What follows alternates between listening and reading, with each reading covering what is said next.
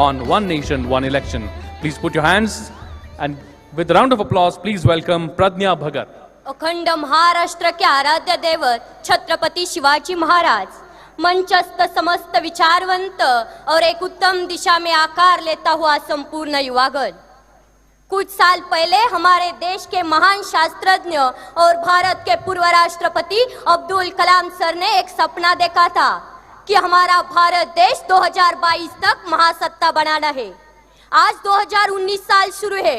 मुझे नहीं पता कि 3 साल में हम महासत्ता बन सकेंगे या नहीं, लेकिन देश में बार बार होने वाले चुनाव, उनकी वजह से बर्बाद होने वाले समय, पैसे और निर्माण होने वाली अस्थिरता की वजह से हमारे देश को महासत्ता बनने में बड़ी रुकावट है, जिसको चाहे तो हम दूर कर सकते हैं एक देश एक चुनाव संकल्पना के माध्यम से। नमस्ते, मैं प्रज्ञा भगत छात्र संसद में युवाओं का प्रतिनिधित्व करते हुए अपनी बात रख रही हूँ। 2009 के लोकसभा चुनाव में चुनाव आयोग द्वारा खर्च हुई रकम थी 1700 करोड़।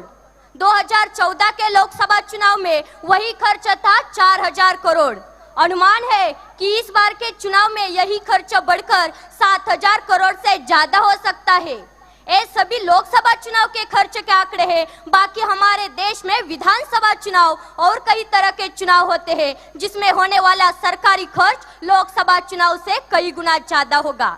अगर ये सभी चुनाव एक साथ हो जाए तो हमारे देश के कई हजार करोड़ रुपए बच जाएंगे।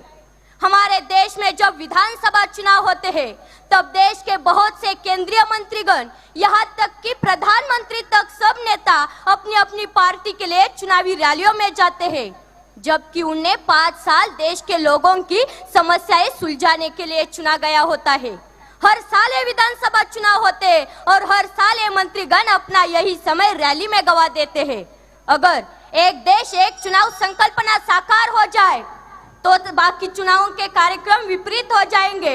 हमारा देश कई हजार करोड़ रुपए से बच जाएगा और 5 सालों में एक ही बार चुनावी रैलियों के लिए जाना पड़ेगा।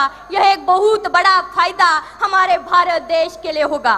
ना रुकेगा आचार संहिता की वजह से विकास और ना वो जाएगा प्रशासकीय व्यवस्था के ऊपर। बस इस पूरी संकल्पना में मुझे एक दिक्कत दिख रही है।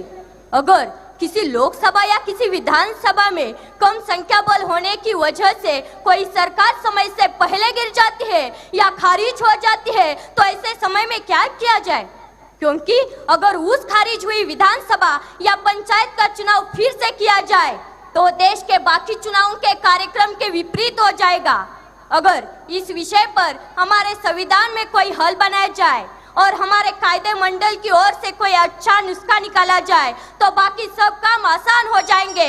हमारे देश का बहुत सारा पैसा बच सकेगा। प्रशासकीय व्यवस्था पर हर बार आने वाला प्रेशर भी भारी मात्रा में कम हो जाएगा और हम गर्व से कह सकेंगे, हम होंगे कामयाब, हम होंगे कामयाब एक दिन। मन में है विश्वास, पूरा है विश्वास, हम होंगे कामयाब एक दिन, हम होंगे कामयाब एक दिन। जय हिंद, जय महाराष्ट्र, जय Shivrai. Thank you very much, Pradnya. I request Dr. D.K. Kharath and Dr. Vrishali Kulkarni to join hands and felicitate and congratulate Pradnya Bhagat. Congratulations, Pradnya, and thank you very much for putting your views on this very important topic in Indian Students' Parliament. A big round of applause, my friends, for Pradnya Bhagat.